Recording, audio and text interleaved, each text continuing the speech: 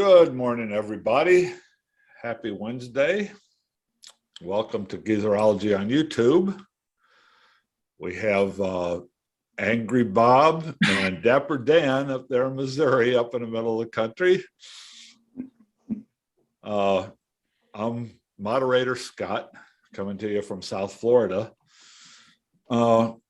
Real quickly, I love it here. I love it here in South Florida, in Western Broward County. I've been here for close to 30 years. I've made it my home, and I've never really been in love, in major love with it. It's just kind of where I landed. But I'm settled in now, and I'm happy. But up here in Western Broward County, 3 times this week, I had to get in my car and make a 50-mile drive down the turnpike down into southern Miami-Dade. And man, I was hating my life doing that drive. I've seen several studies over the years that South Florida drivers are the worst of the country, are the worst drivers in the country, and I believe it. I fully buy into that. You know what the big issue is with South Florida drivers, or one of the big issues with South Florida drivers? Too many of them refuse to keep their eyes on the road and their hands upon the wheel.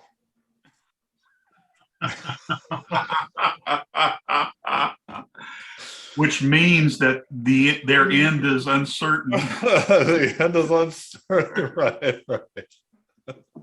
The future's uncertain, and the end is always near because they're driving. Yeah. Let it roll, baby, roll. Okay. It took me a while to work that up, but yeah, that's my way of introducing our video this week, where we're going to continue with our discussion of the Doors discography. And as Dee has prominently displayed there, we're going to discuss the Doors album Morrison Hotel, released in February 1970. Morrison Hotel was was the Doors' 4th album. 1, 2, 3, 4. I'm sorry, it was our 5th album. Coming in a time of turmoil for the band. They had come off this was a follow-up to the Soft Parade, which was their worst reviewed album of what had been a very successful career for them up to that point. They had a big hit with Touch Me, which was the lead single off the Soft Parade, and the Soft Parade come out, and it was the first time that they really got some serious backlash. So Morrison Hotel, coming out in February 1970, was seen as a pretty good comeback for them. It came on the heels. It was after Morrison's arrest in Miami, and between that and the backlash from the Soft Parade, things were not going their way. And it started turning around with them on Morrison Hotel, which is a fabulous album. To me, it depends on what day, but some days I think Morrison Hotel is my favorite Doors album. Other times I think another album is my favorite Doors album, but that's the one we'll get to next. Anyway, for a long time ago, 50 years, I've been listening to this album. I've known this album by heart for 50 years. I love it. It's a desert island disc for me. And I believe, knowing my 2 buddies very well, I believe they would say the same thing.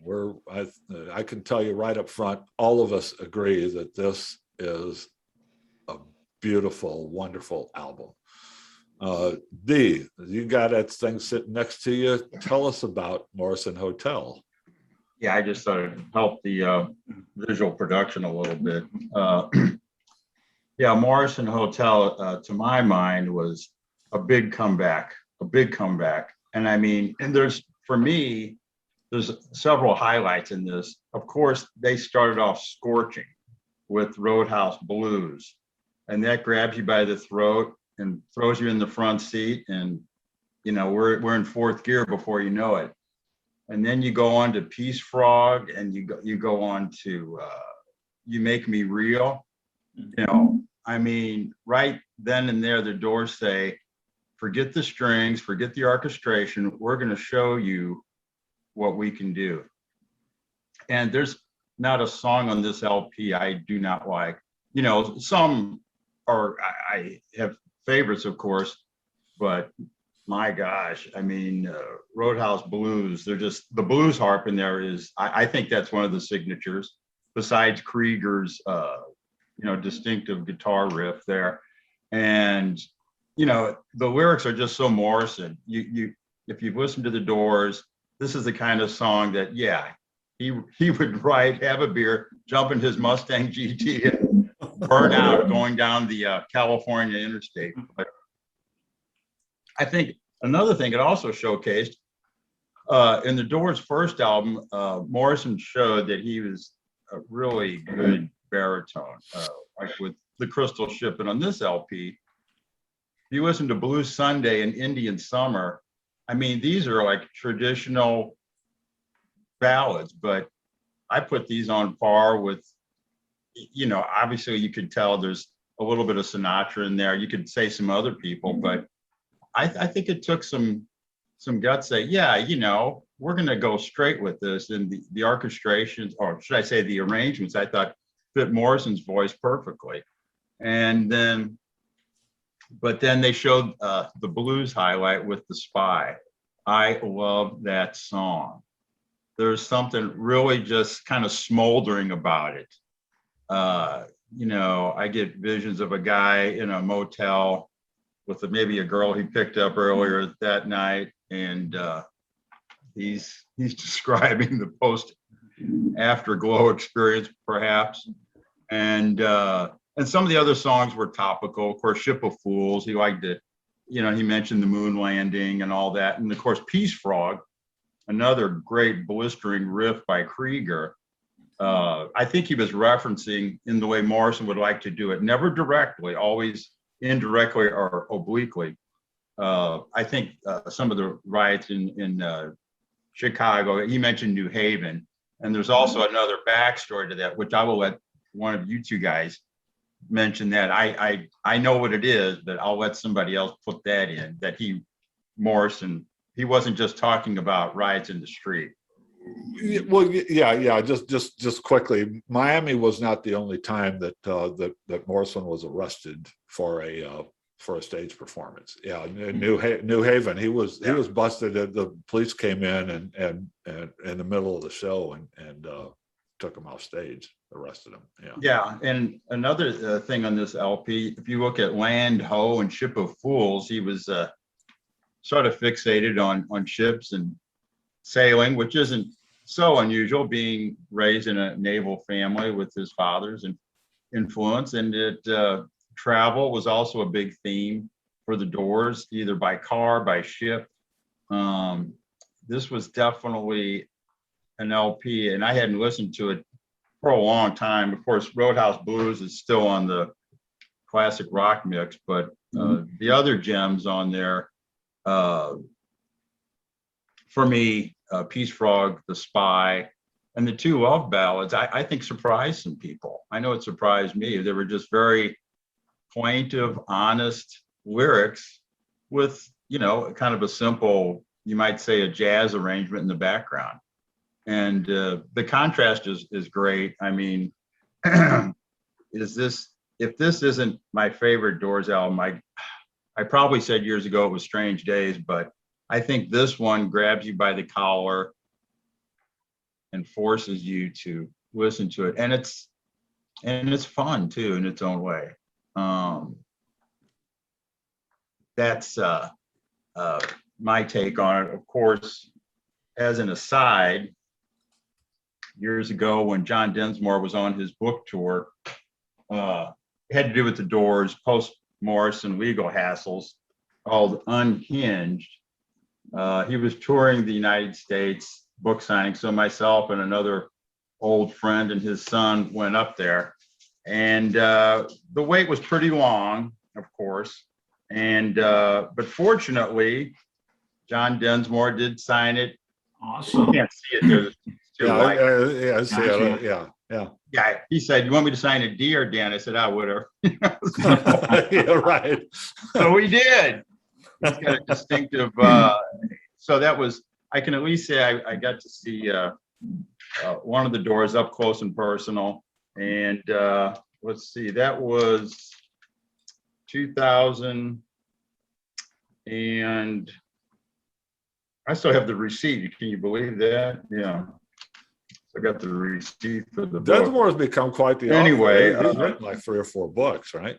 Yeah, it was September, actually, 7 years ago to the day, September 4th, that we went up to Euclid Records and did that. So it's worthy for good Doors fans to read, and sort of the argument he had with Manzarek, and then finally they did have a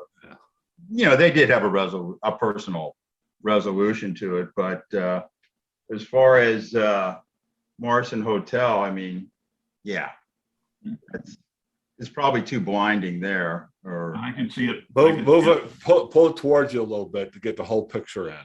There we go. There we go. Densmore, Krieger, Morrison, and Ray Manzarek hanging out and having a beer at the Hard Rock Cafe in downtown Los Angeles. That's it. Yep. And the story with that is Henry Dilt's photo. Yeah. That's such a beautiful photo. I mean, I spent hours when I was a kid just staring at that photo, listening to this album. It was I forgot who. Maybe I borrowed it. It was sometime, everybody was trading albums back in the day, and I forgot who it was. They let me borrow it, and I think I went and I bought my own copy. This is actually my second copy, and there's a Morrison Hotel in the front, just down the street from Hard Rock Cafe. This is the story of the photos. Yeah, and that's the outside of the Hard Rock Cafe, right? Mm-hmm. And turn it over to show the front picture, because there's a Henry Diltz story that I know about that. This photo was not posed. Okay, this was Manzarek saw this hotel, and he saw with the sign Morrison Hotel on it, and so they rang up Henry Diltz and said, "Hey, can you take a picture of us at this hotel? Get that sign in it. We'll use that on the cover of our next album." And Diltz said, "Okay." So they went down there, and Diltz walked in, and this is in the lobby, and back in the lobby, there was one guy sitting there working the lobby, and Diltz walked in there and said, "Hey, can we come in and take a photo?" And the guy said, No, you can't do it." So they were standing out front, so I'm trying to figure out, and then all of a sudden Diltz happened to notice that through the window that guy, there's an elevator behind there, that guy walked over to the elevator and got in the elevator. So he said to the guys, "Hey, run in there." And they just ran in there just for a second and stood like that. And Diltz shot the photos, and then they all ran out and left. So this wasn't posed. It was just they ran in, and they all took a position. Diltz shot a couple photos, and they left. And before the guy came back, and it's such a great photo, and I think that's a great story of how that photo was taken. And then they went around the corner and decided to go have some beers with the locals, after they were finished shooting these photos, and then Diltz started taking photos of them inside the bar, and that's where that gatefold came from. Yeah, it's for me, if I want to get up and get going, this is the Doors album I go to. I mean, the first album has got some great, with Break On Through, but I think this is the album to get you, if I would. I think this is the album. But if you want to know about Jim Morrison and what Jim Morrison was all about, this is the Morrison Showcase album right here. I believe. Yeah, if I was going to explain to millennials, I would recommend this is their first sample. Yeah, Bob. Yes. Okay. The Doors debut album will always and forever be my top choice. It was what exposed me to the Doors. It changed my life. And it was something that when it came out, we had never heard anything like it before. I mean, it's almost otherworldly. So that is my Doors album because of what it said to me and everything. This would be my number 2 or number 3. and it's totally different from their debut album. I have to agree with Dan. Roadhouse Blues just reaches out and grabs you by the throat and does not let go. It is, and the Doors had always been rooted in the blues. I mean, you heard that on the debut album, Backdoor Man and things. But here, I mean, they find their blues and rock roots. And Roadhouse Blues, it's one of those songs where if I'm playing the CD, I will hit repeat several times because I love that song so much. And it's Morrison because, you know, he's singing about going to the Roadhouse and all of these things, but then he segues into the future's uncertain and the end is always near, you know, that Morrison obsession with death. And so it's unique in that regard. And you're 5 songs into this album before anything even slows down. And it's just high energy from the get-go. And I hadn't listened to the album for quite a while. So in preparation for this, I grabbed my CD copy of it and popped it in the car while I was out running errands all over the place. So I listened to it through it in its entirety 2 or 3 times. And I just fell in love with it all over again. And, you know, after the disaster of the Soft Parade, you know, this is not overproduced. It sounds and feels so organic. And I can't remember which song it was, but I noticed that one of the opening songs, if you ever listen to a band when they're performing live, they kind of always end their songs with this kind of great crescendo type thing.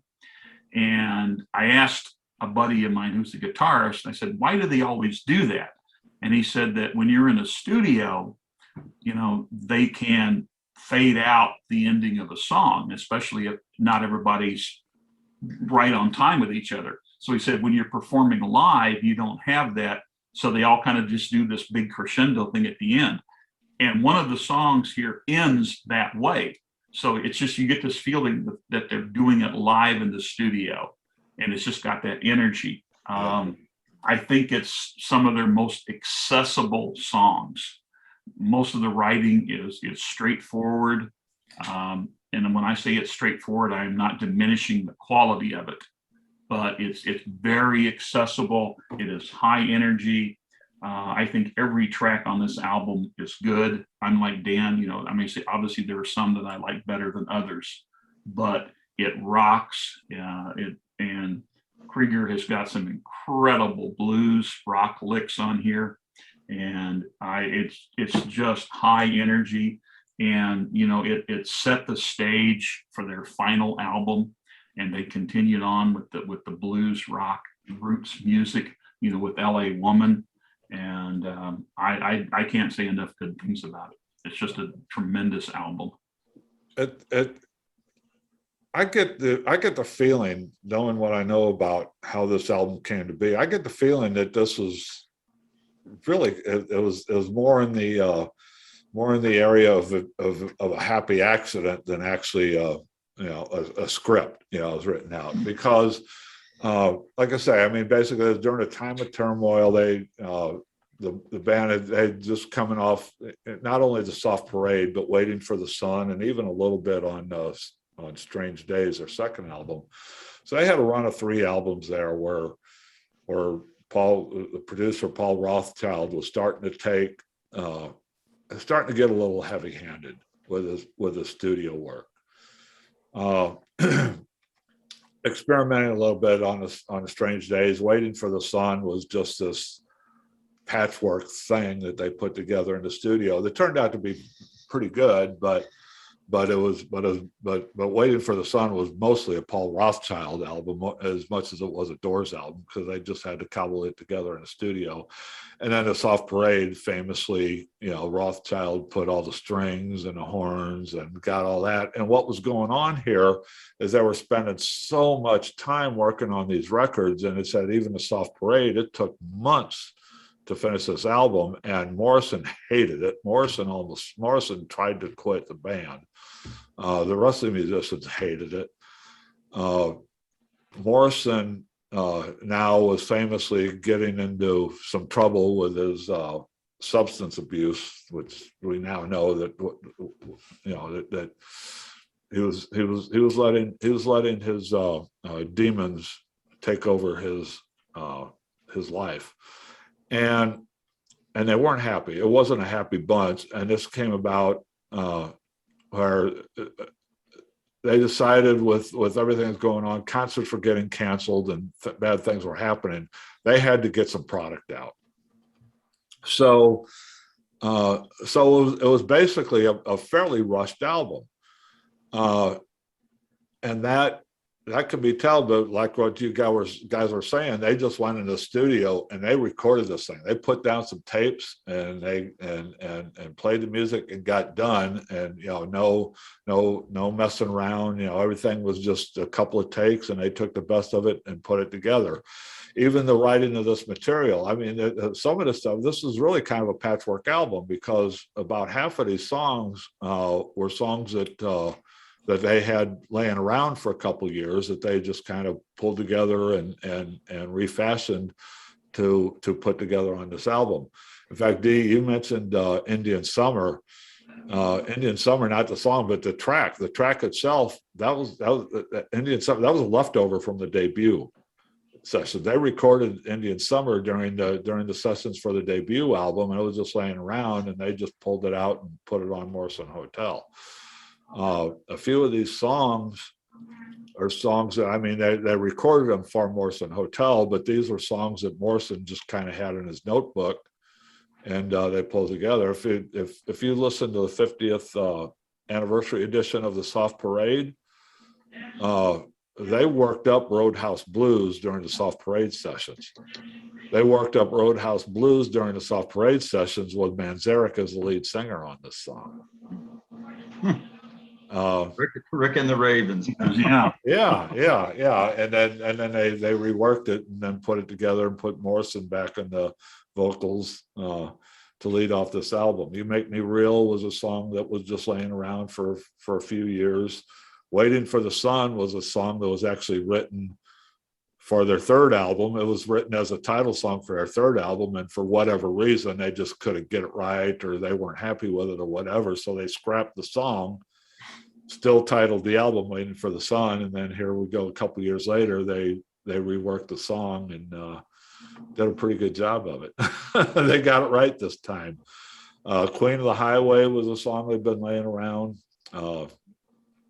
But anyway, but the point is that this is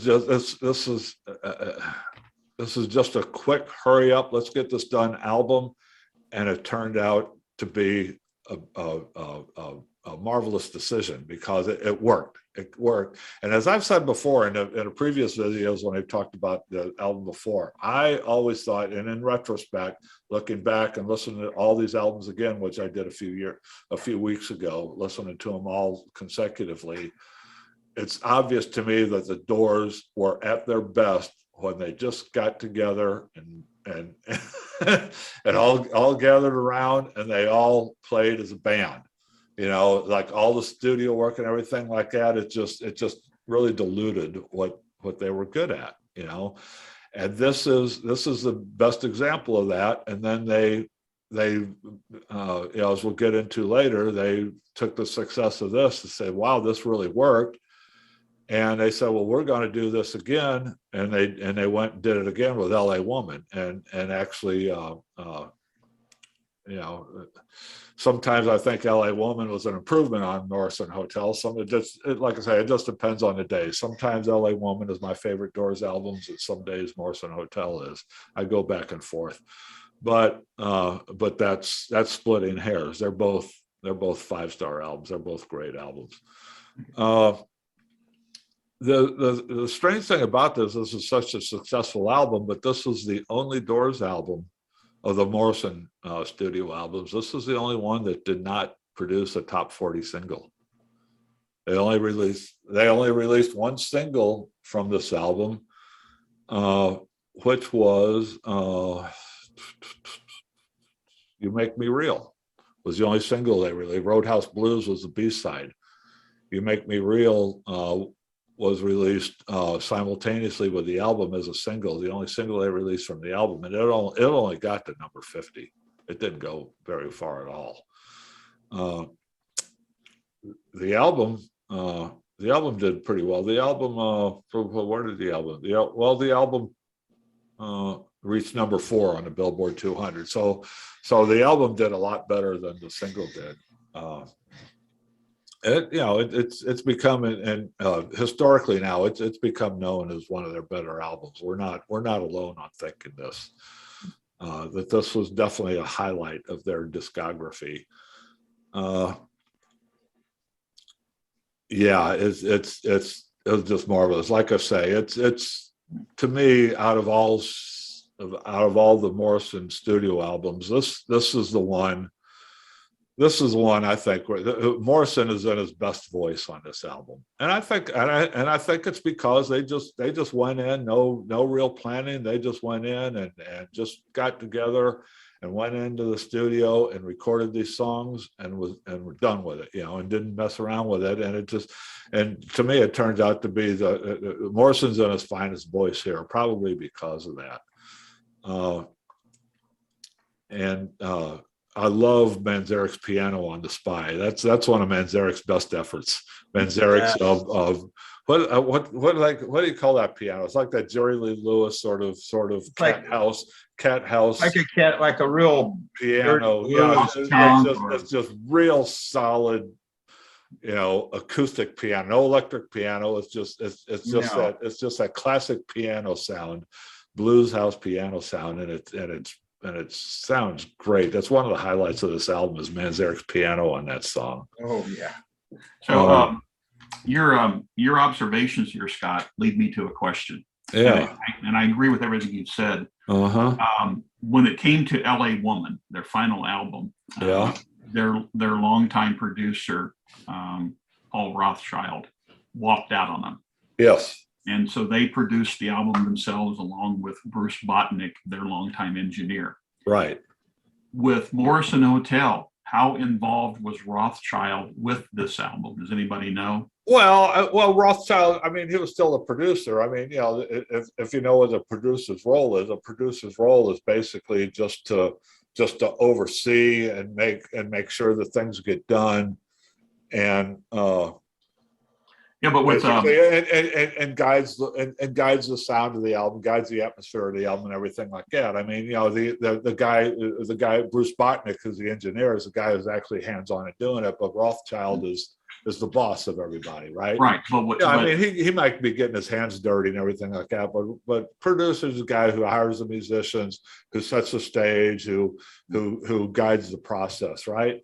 Right. And my feeling is that because, and I have nothing to back it up. I'm just kind of using my logic and filling in the gaps of things that are known. My guess is that Rothschild didn't have a whole lot to do with this, except just to say, okay, guys, let's get together and let's get in the studio and let's record these songs. And that was pretty much Rothschild's thing here, and because it's so organic. I mean, there's no studio trickery involved. It's just an organic Doors album, right? Right. I mean, there was, they had a studio bass player. They had two different guys playing the bass, and then John Sebastian, who was credited as G. Pugliese because he couldn't get a real credit because of contractual problems. He played the harmonica on Roadhouse Blues, but other than that, and then the Lonnie Mack and Ray Neapolitan playing the bass. This was just the Doors getting together and playing their music. The reason that I bring it up is it's a major departure from what they had done with the Soft Parade. And it was a major departure of what they've been. They were going in a certain direction, and this was like, right. Okay, let's drop that. Let's go back to basics. Is what this was. And what I'm asking really is, we say that Rothschild's hands were all over the Soft Parade, and I've read in an interview with Densmore that Morrison was never really that much interested in the mixing of the albums. Morrison hated it. Yeah, Yeah, once his performances were taped, he walked away from it. Yeah. And so I'm wondering, and I don't know, I'm wondering if this album was the beginning of Rothschild saying, I don't want to, that's where I was going. Rothschild, he didn't have much to do with this, except he got a credit, and I guess he was just the guy who made sure everybody showed up on time, and then when they decided to do this again, they actually bought a house and they converted the house into a studio. And after Morrison Hotel, they decided we're going to do this again because they enjoyed it so much. They kind of got revitalized as musicians, and they said, okay, we're going to go the same route. We're going to rent this house. We're going to turn it into a studio, and we're just going to go in and we're going to play our songs. And I think Rothschild was just. I mean, honestly, I've never read this anywhere, but it makes sense to me that Rothschild at this point was saying, I got nothing to do here anymore. And also Rothschild, because they're not letting him going in and do studio wizardry and all that kind of stuff, and it's just hanging around. And then when they were rehearsing, I know what happened was when they were rehearsing the songs for L.A. Woman, Rothschild was just he didn't like the material. He didn't like the material on L.A. Woman, and he saw that they were just wanting to get as raw as they possibly could for L.A. Woman. And I think Rothschild just said, screw it. I got nothing to do here anymore. And he walked away. Well, again, I don't have any evidence of this, but somewhere, somehow, the Doors found a new spark of creativity with this album. Exactly. And I know Rothschild was producing other artists. And I'm wondering if we didn't have a case here where Rothschild is starting to see his influence waning. Well, yeah, that's where I was going. It's like all of a sudden he's being cast aside, Right. And then, L.A. Woman, and then suddenly here's Morrison Hotel that comes out to this great acclaim, and it's totally different than anything they've ever done before. So Rothschild is sitting here going, crap, and they're going a direction that I don't like, but it's working obviously. And he's over here producing all these other acts. So then, I mean, it was within a few months after this album coming out that they already started working on material for L.A. Woman. Right. And on their own, they'd already come up with Lover Madly, L.A. Woman, and Riders on the Storm in that practice studio they had. Right. So they bring Rothschild in. He listens to what they got, especially Riders on the Storm. And the story is he's sitting there putting his head in his hands going, this is cocktail music. I want nothing to do with this. Yeah. He walks out, So, to me, their debut album was relatively organic. They used material they had worked up on stage. Light My Fire. They came in with some basic lyrics. Morrison added some stuff to it. Manzarek says, hey, you guys leave. I'm going to work out the keyboard part, and they just put it together. And then, so, I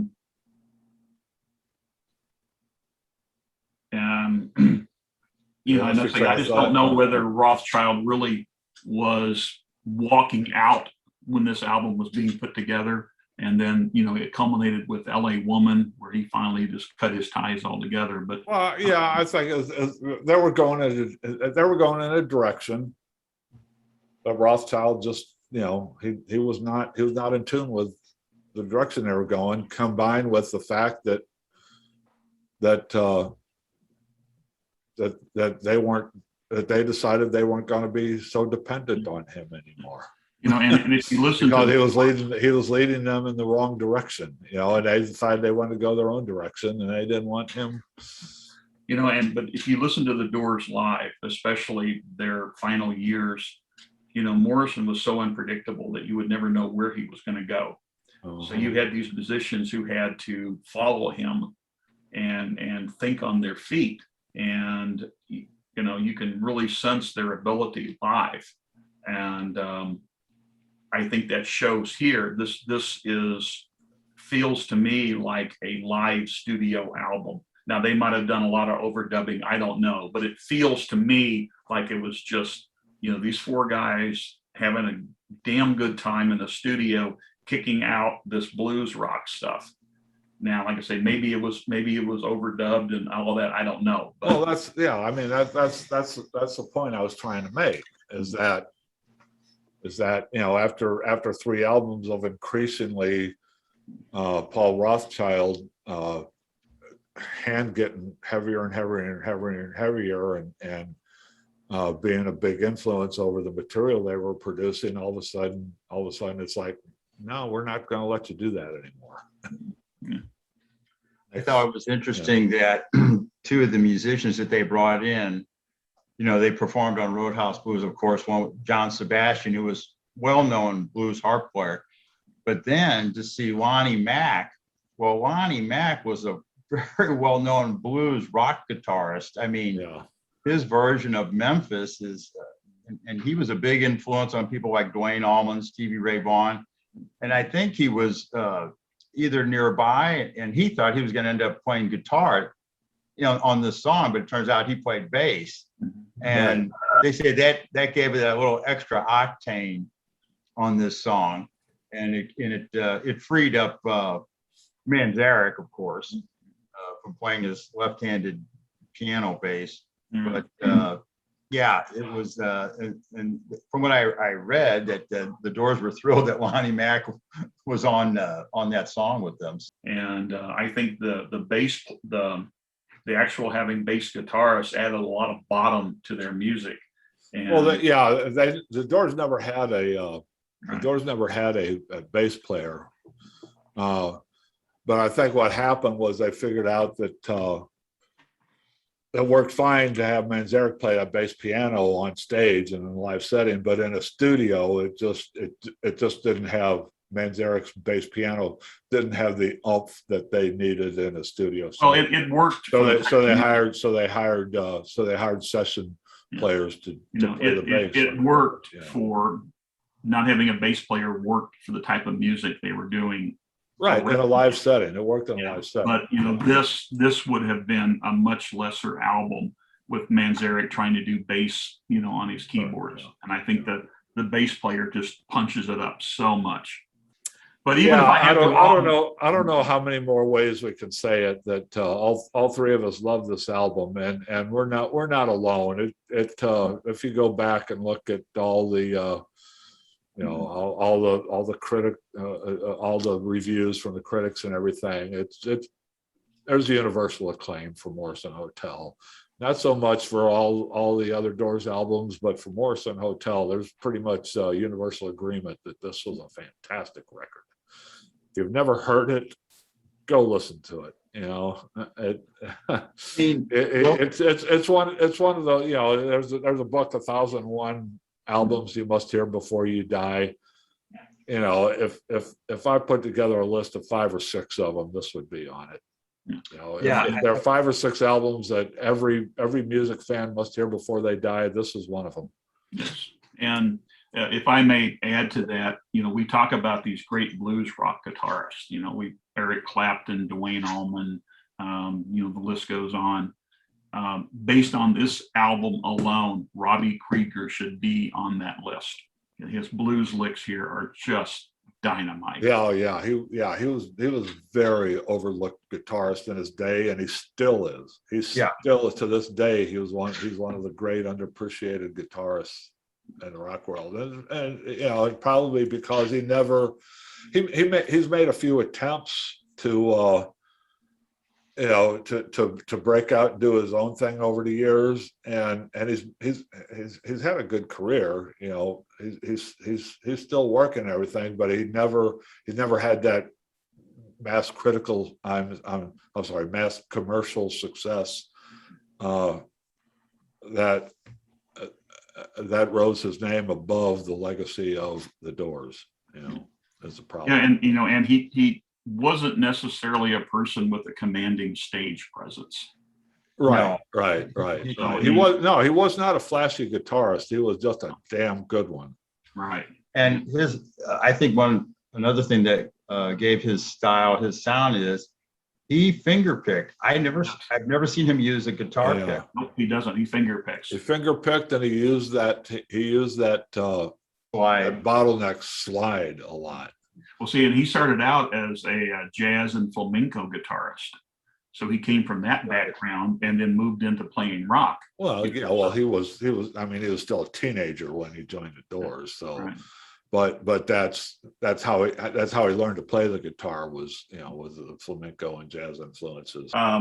Refresh my memory about where Absolutely Live fits in here on. Absolutely Live was released a few months after Morrison Hotel, but all those recordings came from after Soft Parade, but before Morrison Hotel. Okay, so they wouldn't have been doing any of these songs on They stage. right. The stuff that the Absolutely Live album came from was from the tour, from the Soft Parade tour. But it was released after Morrison Hotel. Well, the only other thing I'd like to add in encouraging people to listen to this, we have our classic road songs, Born to Be Wild and some others. Roadhouse Blues is one of the top songs for getting in your car, cranking up the volume, and maxing out the gas pedal. But remember, keep your eyes on the road and your hands upon the wheel. Yes. Never forget that. But whenever that song comes on, I automatically add about 10 or 15 miles per hour to what I'm doing. It's just kind of song. One of the movies that Morrison did with Manzarek, wasn't it called Highway? And it showed Morrison getting in his Mustang Shelby GT. Yes. Yeah. Said he loved it. He loved to drive that fast, of course, but Yeah, and there's I read an interesting story about that. Nobody knows what really happened to that Mustang after he died. So they don't know whether he abandoned it somewhere or what happened. Nobody seems to know what happened to it. interesting. Yeah. Interesting. That's too bad. That's too bad for somebody. Yeah, so like they literally they were saying could he have just lost it somewhere, being drunk, or there's no record of what happened to it apparently. Anything else on Morrison Hotel? Has the 50th anniversary? Yeah, the 50th anniversary edition has come out. So I guess because that was it would have been 50 years. This is in February 1970. So it's well past the 50th. Yeah, and they've done a remastered edition of it, I believe, and reissued it with.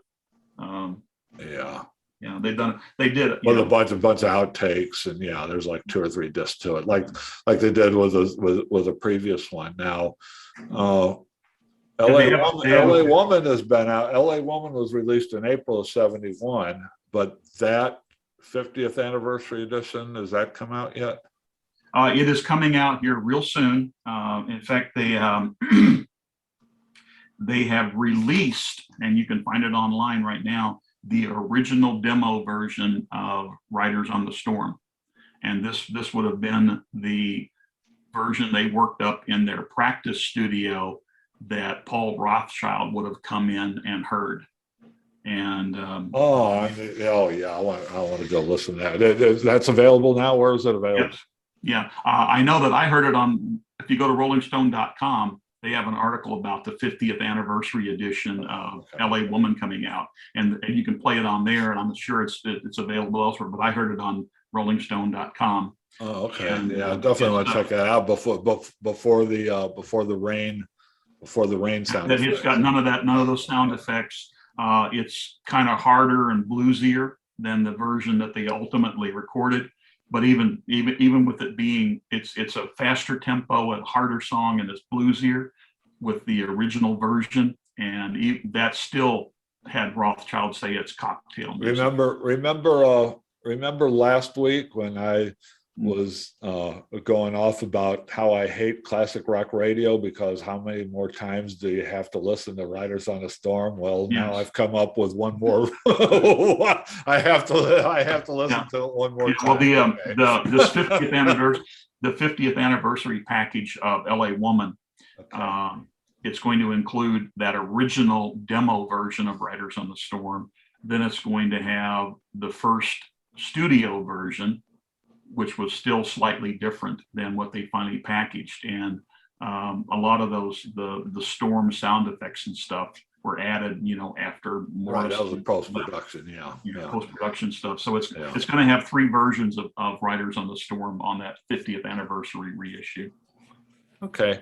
Do you have a date on a release on that? Yeah, where is it? December 3rd. December 3rd. Oh, I don't want to wait that long. Yeah. I was going to say maybe we can time our LA Woman discussion around that, but I want to get to it before then.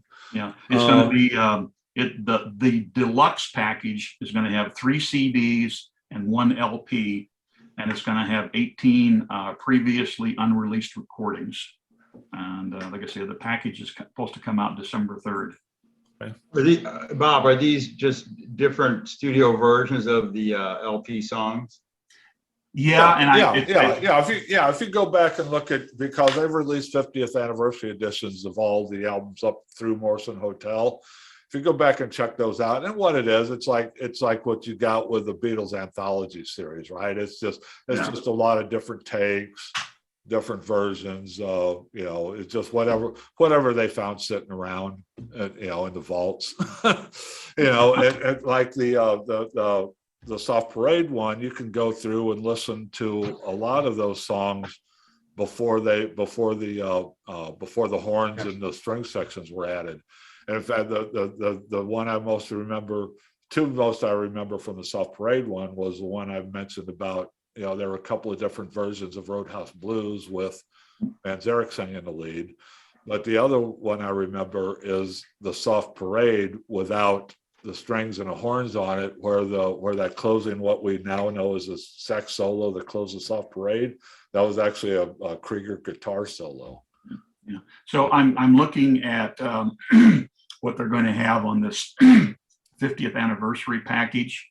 So they have the original album that's remastered, and then they've got bonus tracks of the demo for Hyacinth House and the original practice version of Riders on the Storm. Then they've got some cuts from the LA Woman recording sessions, which includes the Changeling, Love Her Madly, Riders on the Storm, and LA Woman. Then the second part of those sessions, it's got some probably previously unheard material. There's a cut called She Smells So Nice, Rock Me Baby, Baby Please Don't Go, Get Out of My Life Woman, Mystery Train. So there apparently is going to be some material that we haven't heard before, but I don't know how complete that material is. Well, it sounds like a lot of those are covers, probably just stuff they were working up as rehearsing. Right, just kind of stretching their legs and right. Probably may have been fragments of stuff. Or right. Okay, anything else about Morrison Hotel? I'm good. Are we done? Okay. Yep. Well, okay. So that wraps it up. We're going to do LA Woman. We'll get to that sometime in the next few weeks. I don't want to wait till December, but maybe we'll revisit that in December when the new one comes out. But in the meantime, check us again Sunday for another episode of Geezerology Gazette, where we'll talk about the news. And actually, next week we're planning on looking at Jackson Browne's new LP. But that was a D suggestion, and D is going to be off doing something non-YouTube video recording related next weekend. So we're going to put that off for a week. And in the meantime, Bob and I will come up with something to talk about next week to fill in the gap. And we'll get back to Jackson Browne in a couple of weeks. So anyway, D, have a nice vacation. Have a nice weekend off next week. Yeah. And we'll see you in a couple of weeks. Bob, I'll see you in a few days. And thanks for joining us, everybody. So long. Bye now. Ciao.